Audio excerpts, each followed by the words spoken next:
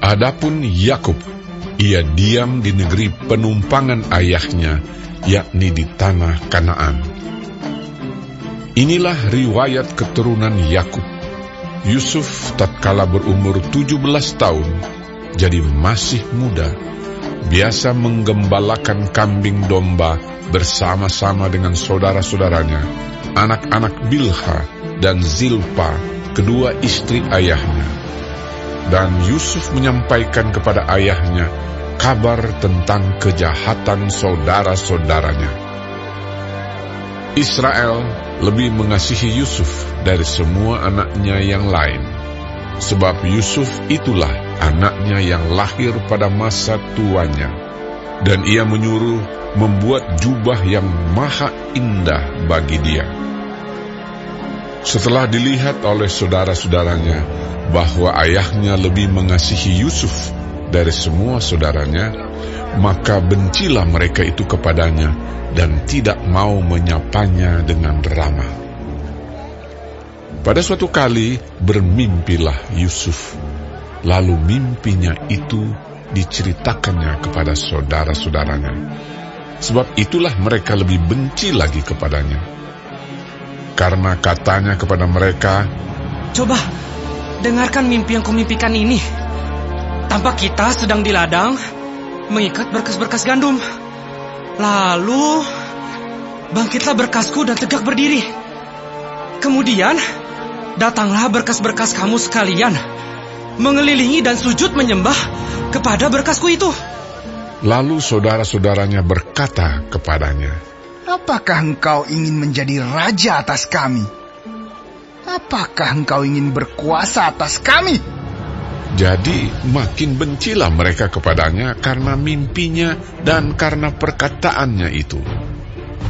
Lalu ia memimpikan pula mimpi yang lain yang diceritakannya kepada saudara-saudaranya. Katanya, "Aku bermimpi pula. Tampak matahari, bulan, dan 11 bintang sujud menyembah kepadaku." Setelah hal ini diceritakannya kepada ayah dan saudara-saudaranya, maka ia ditegur oleh ayahnya. "Mimpi apa mimpimu itu? Masakan aku dan ibumu serta saudara-saudaramu sujud menyembah kepadamu sampai ke tanah?" Maka iri hatilah saudara-saudaranya kepadanya, tetapi ayahnya menyimpan hal itu dalam hatinya.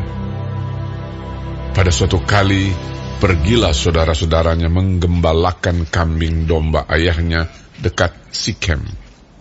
Lalu Israel berkata kepada Yusuf, "Bukankah saudara-saudaramu menggembalakan kambing domba dekat Sikem? Marilah engkau kusuruh kepada mereka." Sahut Yusuf, "Ya, Bapa." Kata Israel kepadanya, "Pergilah engkau melihat apakah baik keadaan saudara-saudaramu dan keadaan kambing domba, dan bawalah kabar tentang itu kepadaku." Lalu Yakub menyuruh dia dari lembah Hebron, dan Yusuf pun sampailah ke Sikem. Ketika Yusuf berjalan ke sana kemari di padang, bertemulah ia dengan seorang laki-laki yang bertanya kepadanya, "Apakah yang kau cari?" Sahutnya, "Aku mencari saudara-saudaraku. Tolonglah katakan kepadaku, di mana mereka menggembalakan kambing domba." Lalu kata orang itu, "Mereka telah berangkat dari sini. Sebab telah kudengar mereka berkata, 'Marilah kita pergi ke Dotan.'" Maka Yusuf menyusul saudara-saudaranya itu dan didapatinyalah mereka di Dotan. Dari jauh ia telah kelihatan kepada mereka. Tetapi sebelum ia dekat pada mereka, mereka telah bermufakat mencari daya upaya untuk membunuhnya. Kata mereka seorang kepada yang lain, "Lihat, tukang mimpi kita itu datang. Sekarang, marilah kita bunuh dia dan kita lemparkan ke dalam salah satu sumur ini. Lalu kita katakan, seekor binatang buas telah menerkamnya. Dan kita akan lihat nanti bagaimana jadinya mimpinya itu." Ketika Ruben mendengar hal ini, ia ingin melepaskan Yusuf dari tangan mereka. Sebab itu katanya, "Janganlah kita bunuh dia." Lagi kata Ruben kepada mereka, "Janganlah tumpahkan darah. Lemparkanlah dia ke dalam sumur yang ada di padang gurun ini. Tetapi janganlah apa-apakan dia." Maksudnya hendak melepaskan Yusuf dari tangan mereka dan membawanya kembali kepada ayahnya. Baru saja Yusuf sampai kepada saudara-saudaranya, mereka pun menanggalkan jubah Yusuf, jubah maha indah yang dipakainya itu. Dan mereka membawa dia dan melemparkan dia ke dalam sumur. Sumur itu kosong, tidak berair. Kemudian duduklah mereka untuk makan. Ketika mereka mengangkat muka, kelihatanlah kepada mereka suatu kafilah orang Ismail datang dari Gilead dengan untanya yang membawa damar, balsam, dan damar ladang dalam perjalanannya mengangkut barang-barang itu ke Mesir. Lalu kata Yehuda kepada saudara-saudaranya itu, "Apakah untungnya kalau kita membunuh adik kita itu dan menyembunyikan darahnya? Marilah kita jual dia kepada orang Ismail ini. Tetapi janganlah kita apa-apakan dia, karena ia saudara kita, darah daging kita." Dan saudara-saudaranya mendengarkan perkataannya itu. Ketika ada saudagar-saudagar Midian lewat, Yusuf diangkat ke atas dari dalam sumur itu, kemudian dijual kepada orang Ismail itu dengan harga 20 shikal perak. Lalu Yusuf dibawa mereka ke Mesir. Ketika Ruben kembali ke sumur itu, ternyata Yusuf tidak ada lagi di dalamnya. Lalu dikoyakkannyalah bajunya, dan kembalilah ia kepada saudara-saudaranya. Katanya, "Anak itu tidak ada lagi. Kemanakah aku ini?" Kemudian mereka mengambil jubah Yusuf dan menyembelih seekor kambing, lalu mencelupkan jubah itu ke dalam darahnya. Jubah maha indah itu mereka suruh antarkan kepada ayah mereka dengan pesan, "Ini kami dapati. Silakanlah Bapak periksa. Apakah jubah ini milik anak Bapak atau tidak?" Ketika Yakub memeriksa jubah itu, ia berkata, "Ini jubah anakku. Binatang buas telah memakannya. Tentulah Yusuf telah diterkam." Dan Yakub mengoyakkan jubahnya, lalu mengenakan kain kabung pada pinggangnya, dan berkabunglah ia berhari-hari lamanya karena anaknya itu. Sekalian anaknya laki-laki dan perempuan berusaha menghiburkan dia, tetapi ia menolak dihiburkan, serta katanya, "Tidak, aku akan berkabung sampai aku turun mendapatkan anakku ke dalam dunia orang mati." Demikianlah Yusuf ditangisi oleh ayahnya. Adapun Yusuf, ia dijual oleh orang Midian itu ke Mesir, kepada Potifar, seorang pegawai istana Fir'aun, kepala pengawal raja. Adapun Yusuf telah dibawa ke Mesir, dan Potifar, seorang Mesir, pegawai istana Fir'aun, kepala pengawal raja, membeli dia dari tangan orang Ismail yang telah membawa dia ke situ. Tetapi Tuhan menyertai Yusuf, sehingga ia menjadi seorang yang selalu berhasil dalam pekerjaannya. Maka tinggallah ia di rumah tuannya, orang Mesir itu. Setelah dilihat oleh tuannya bahwa Yusuf disertai Tuhan dan bahwa Tuhan membuat berhasil segala sesuatu yang dikerjakannya, maka Yusuf mendapat kasih tuannya dan ia boleh melayani dia. Kepada Yusuf diberikannya kuasa atas rumahnya dan segala miliknya diserahkannya pada kekuasaan Yusuf. Sejak ia memberikan kuasa dalam rumahnya dan atas segala miliknya kepada Yusuf, Tuhan memberkati rumah orang Mesir itu karena Yusuf, sehingga berkat Tuhan ada atas segala miliknya, baik yang di rumah maupun yang di ladang. Segala miliknya diserahkannya pada kekuasaan Yusuf, dan dengan bantuan Yusuf, ia tidak usah lagi mengatur apa-apapun selain dari makanannya sendiri. Adapun Yusuf itu manis sikapnya dan elok parasnya. Selang beberapa waktu, istri tuannya memandang Yusuf dengan berahi, lalu katanya, "Marilah tidur dengan aku." Tetapi Yusuf menolak dan berkata kepada istri tuannya itu, "Dengan bantuanku, tuanku itu tidak lagi mengatur apa yang ada di rumah ini. Dan ia telah menyerahkan segala miliknya pada kekuasaanku. Bahkan di rumah ini, ia tidak lebih besar kuasanya daripadaku. Dan tiada yang tidak diserahkannya kepadaku selain daripada engkau, sebab engkau istrinya. Bagaimana mungkin aku melakukan kejahatan yang besar ini dan berbuat dosa terhadap Allah?" Walaupun dari hari ke hari perempuan itu membujuk Yusuf, Yusuf tidak mendengarkan bujukannya itu untuk tidur di sisinya dan bersetubuh dengan dia. Pada suatu hari, masuklah Yusuf ke dalam rumah untuk melakukan pekerjaannya. Sedang dari seisi rumah itu, seorang pun tidak ada di rumah. Lalu perempuan itu memegang baju Yusuf sambil berkata, "Marilah tidur dengan aku."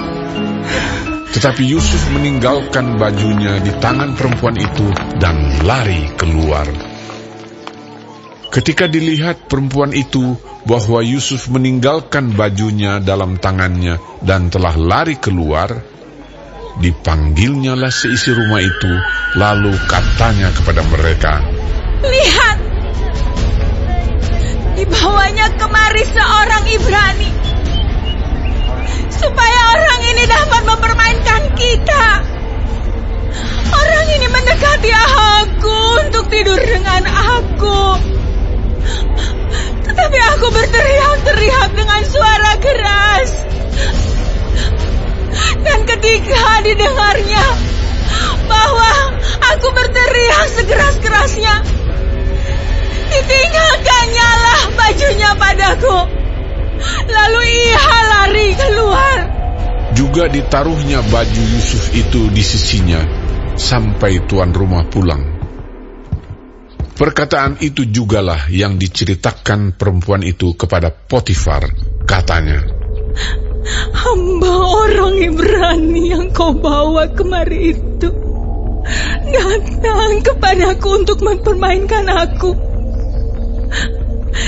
Tetapi ketika aku berteriak sekeras-kerasnya, ditinggalkannya bajunya padaku. Lalu ia lari keluar." baru saja didengar oleh tuannya perkataan yang diceritakan istrinya kepadanya. "Begini-begitulah aku diperlakukan oleh hambamu itu." Maka bangkitlah amarahnya. Lalu Yusuf ditangkap oleh tuannya dan dimasukkan ke dalam penjara, tempat tahanan-tahanan raja dikurung. Demikianlah Yusuf dipenjarakan di sana. Tetapi Tuhan menyertai Yusuf dan melimpahkan kasih setianya kepadanya, dan membuat Yusuf kesayangan bagi kepala penjara itu. Sebab itu kepala penjara mempercayakan semua tahanan dalam penjara itu kepada Yusuf, dan segala pekerjaan yang harus dilakukan di situ dialah yang mengurusnya. Dan kepala penjara tidak mencampuri segala yang dipercayakannya kepada Yusuf, karena Tuhan menyertai dia, dan apa yang dikerjakannya dibuat Tuhan berhasil. Sesudah semuanya itu terjadilah bahwa juru minuman Raja Mesir dan juru rotinya membuat kesalahan terhadap tuannya, Raja Mesir itu. Maka murkalah Fir'aun kepada kedua pegawai istananya, kepala juru minuman dan kepala juru roti itu. Ia menahan mereka dalam rumah kepala pengawal raja, dalam penjara tempat Yusuf dikurung. Kepala pengawal raja menempatkan Yusuf bersama-sama dengan mereka untuk melayani mereka. Demikianlah mereka ditahan beberapa waktu lamanya. Pada suatu kali bermimpilah mereka keduanya, baik juru minuman maupun juru roti Raja Mesir yang ditahan dalam penjara itu. Masing-masing ada mimpinya pada satu malam juga, dan mimpi masing-masing itu ada artinya sendiri. Ketika pada waktu pagi Yusuf datang kepada mereka, segera dilihatnya bahwa mereka bersusah hati. Lalu ia bertanya kepada pegawai-pegawai istana Fir'aun yang ditahan bersama-sama dengan dia dalam rumah tuannya itu. Mengapakah hari ini mukamu semuram itu? Jawab mereka kepadanya, Kami bermimpi, tetapi tidak ada orang yang dapat mengartikannya. Lalu kata Yusuf kepada mereka, Bukankah Allah yang menerangkan arti mimpi? Ceritakanlah kiranya mimpimu itu kepadaku. Kemudian juru minuman itu menceritakan mimpinya kepada Yusuf. Katanya, Dalam mimpiku itu, tampak ada pohon anggur di depanku. Pohon anggur itu ada 3 carangnya, dan baru saja pohon itu bertunas. Bunganya sudah keluar, dan tandan-tandannya penuh buah anggur yang ranum. Dan di tanganku ada piala Firaun.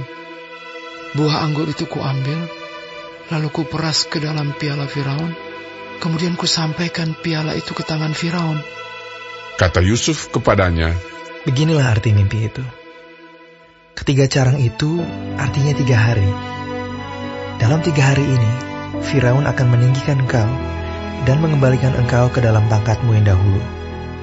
Dan engkau akan menyampaikan piala ke tangan Firaun seperti dahulu kala, ketika engkau jadi juru minumannya. Tetapi ingatlah kepadaku, apabila keadaanmu telah baik nanti, tunjukkanlah terima kasihmu kepadaku dengan menceritakan hal ikhwalku kepada Firaun. Dan tolonglah keluarkan aku dari rumah ini. Sebab aku diculik begitu saja dari negeri orang Ibrani. Dan di sini pun aku tidak pernah melakukan apa-apa yang menyebabkan aku layak dimasukkan ke dalam liang tutupan ini. Setelah dilihat oleh kepala juru roti betapa baik arti mimpi itu, berkatalah ia kepadanya, Aku pun bermimpi juga. Tampak aku menjunjung 3 bakul berisi penganan. Dalam bakul atas ada berbagai-bagai makanan untuk Fir'aun, buatan juru roti. Tetapi burung-burung memakannya dari dalam bakul yang di atas kepalaku. Yusuf menjawab, Beginilah arti mimpi itu. Ketiga bakul itu artinya 3 hari. Dalam 3 hari ini, Firaun akan meninggikan kau tinggi ke atas dan menggantung kau pada sebuah tiang. Dan burung-burung akan memakan dagingmu dari tubuhmu. Dan terjadilah pada hari ketiga, hari kelahiran Fir'aun, maka Fir'aun mengadakan perjamuan untuk semua pegawainya. Ia meninggikan kepala juru minuman dan kepala juru roti itu di tengah-tengah para pegawainya. Kepala juru minuman itu dikembalikannya ke dalam jabatannya, sehingga ia menyampaikan pula piala ke tangan Fir'aun.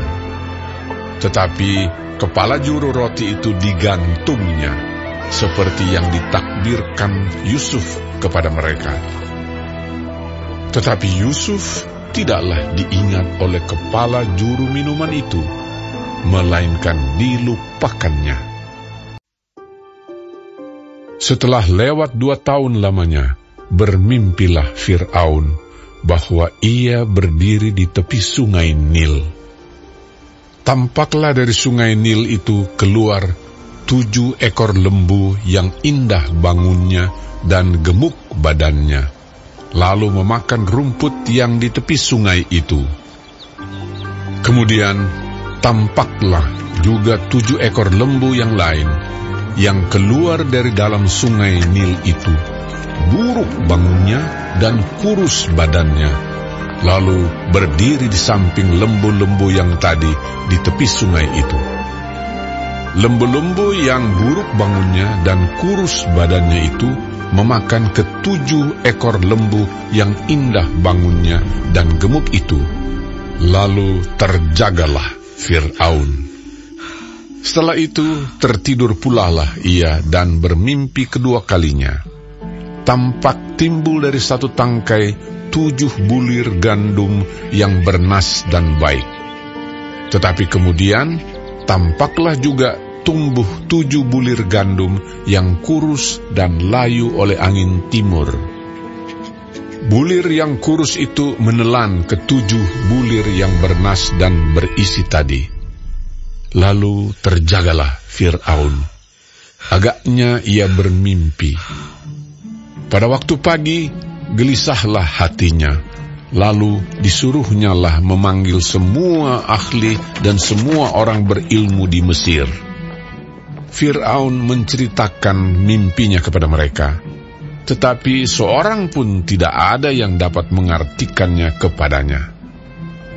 Lalu berkatalah kepala juru minuman kepada Fir'aun, "Hari ini aku merasa perlu menyebutkan kesalahanku yang dahulu. Waktu itu tuanku Firaun murka kepada pegawai-pegawainya dan menahan aku dalam rumah pengawal istana beserta dengan kepala juru roti. Pada Sabtu malam juga kami bermimpi. Aku dan kepala juru roti itu masing-masing mempunyai mimpi dengan artinya sendiri. Bersama-sama dengan kami ada di sana seorang muda Ibrani, hamba kepala pengawal istana itu. Kami menceritakan mimpi kami kepadanya, lalu diartikannya kepada kami mimpi kami masing-masing. Dan seperti yang diartikannya itu kepada kami, demikianlah pula terjadi. Aku dikembalikan ke dalam pangkatku, dan kepala juru roti itu digantung." Kemudian Fir'aun menyuruh memanggil Yusuf. Segeralah ia dikeluarkan dari tutupan. Ia bercukur dan berganti pakaian, lalu pergi menghadap Fir'aun.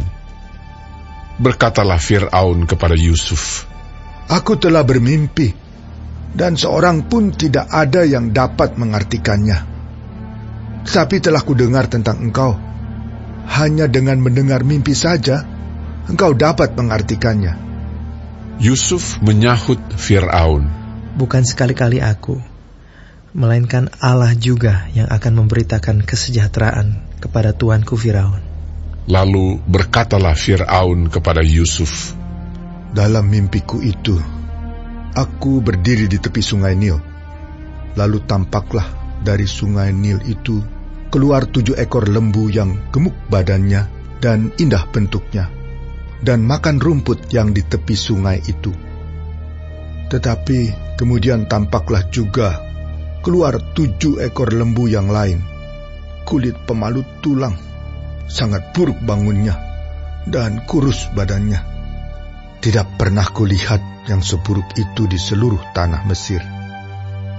Lembu yang kurus dan buruk itu memakan ke-7 ekor lembu gemuk yang mula-mula.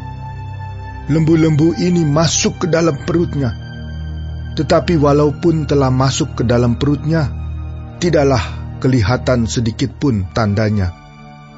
Bangunnya tetap sama buruknya seperti semula. Lalu terjagalah aku. Selanjutnya, dalam mimpiku itu kulihat timbul dari satu tangkai 7 bulir gandum yang berisi dan baik.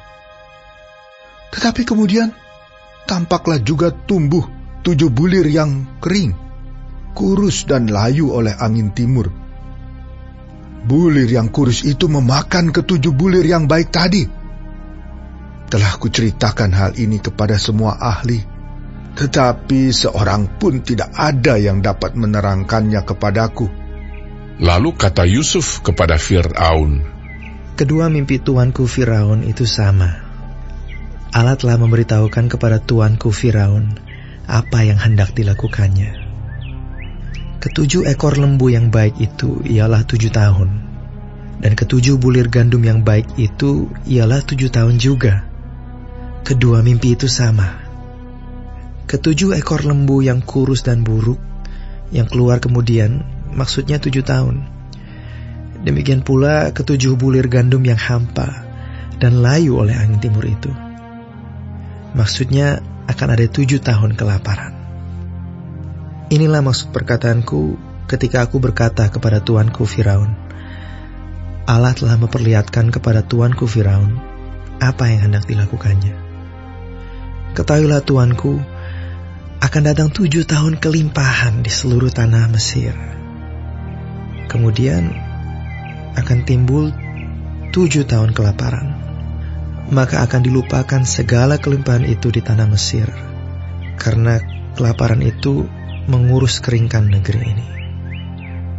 Sesudah itu akan tidak kelihatan lagi bekas-bekas kelimpahan di negeri ini karena kelaparan itu, sebab sangat hebatnya kelaparan itu. Sampai 2 kali mimpi itu diulangi bagi tuanku Firaun, berarti hal itu telah ditetapkan oleh Allah, dan Allah akan segera melakukannya. Oleh sebab itu, baiklah tuanku Firaun mencari seorang yang berakal budi dan bijaksana, dan mengangkatnya menjadi kuasa atas tanah Mesir. Baiklah juga tuanku Firaun berbuat begini, yakni menempatkan penilik-penilik atas negeri ini, dan dalam ke-7 tahun kelimpahan itu memungut 1/5 dari hasil tanah Mesir. Mereka harus mengumpulkan segala bahan makanan dalam tahun-tahun baik yang akan datang ini, dan di bawah kuasa tuanku Firaun menimbun gandum di kota-kota sebagai bahan makanan serta menyimpannya. Demikianlah segala bahan makanan itu menjadi persediaan untuk negeri ini dalam ke-7 tahun kelaparan yang akan terjadi di tanah Mesir, supaya negeri ini jangan binasa karena kelaparan itu.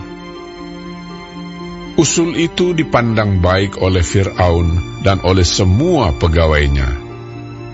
Lalu berkatalah Fir'aun kepada para pegawainya, mungkinkah kita mendapat orang seperti ini, seorang yang penuh dengan roh Allah?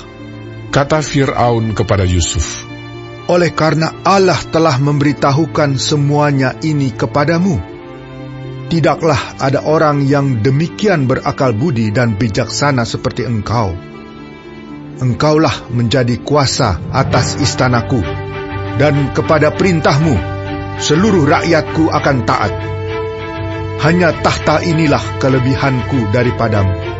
Selanjutnya Fir'aun berkata kepada Yusuf, dengan ini aku melantik engkau menjadi kuasa atas seluruh tanah Mesir. Sesudah itu Fir'aun menanggalkan cincin meterainya dari jarinya dan mengenakannya pada jari Yusuf. Dipakaikannya lah kepada Yusuf pakaian daripada kain halus dan digantungkannya kalung emas pada lehernya. Lalu Fir'aun menyuruh menaikkan Yusuf dalam keretanya yang kedua, dan berserulah orang di hadapan Yusuf, hormat! Demikianlah Yusuf dilantik oleh Fir'aun menjadi kuasa atas seluruh tanah Mesir.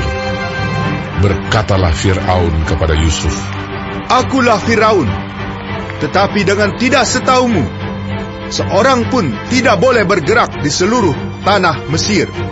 Lalu Fir'aun menamai Yusuf Zafnat Paaneah, serta memberikan Asnat, anak Potifera, imam di On, kepadanya menjadi istrinya. Demikianlah Yusuf muncul sebagai kuasa atas seluruh tanah Mesir. Yusuf berumur 30 tahun ketika ia menghadap Fir'aun, raja Mesir itu. Maka pergilah Yusuf dari depan Fir'aun, lalu dikelilinginya seluruh tanah Mesir. Tanah itu mengeluarkan hasil bertumpuk-tumpuk dalam ke-7 tahun kelimpahan itu. Maka Yusuf mengumpulkan segala bahan makanan ke-7 tahun kelimpahan yang ada di tanah Mesir, lalu disimpannya di kota-kota. Hasil daerah sekitar tiap-tiap kota disimpan di dalam kota itu. Demikianlah Yusuf menimbun gandum seperti pasir di laut, sangat banyak, sehingga orang berhenti menghitungnya, karena memang tidak terhitung. Sebelum datang tahun kelaparan itu, lahirlah bagi Yusuf 2 orang anak laki-laki yang dilahirkan oleh Asnat, anak Potifera, imam di On. Yusuf memberi nama Manasye kepada anak sulungnya itu, sebab katanya, Allah telah membuat aku lupa sama sekali kepada kesukaranku dan kepada rumah bapakku. Dan kepada anaknya yang kedua diberinya nama Efraim, sebab katanya, Allah membuat aku mendapat anak dalam negeri kesengsaraanku.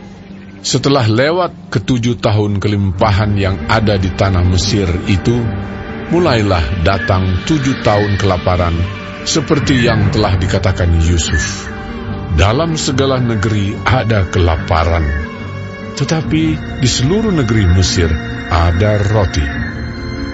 Ketika seluruh negeri Mesir menderita kelaparan, dan rakyat berteriak meminta roti kepada Fir'aun, berkatalah Fir'aun kepada semua orang Mesir, Pergilah kepada Yusuf, perbuatlah apa yang akan dikatakannya kepadamu. Kelaparan itu merajalela di seluruh bumi. Maka Yusuf membuka segala lumbung dan menjual gandum kepada orang Mesir, sebab makin hebat kelaparan itu di tanah Mesir. Juga dari seluruh bumi datanglah orang ke Mesir untuk membeli gandum dari Yusuf, sebab hebat kelaparan itu di seluruh bumi.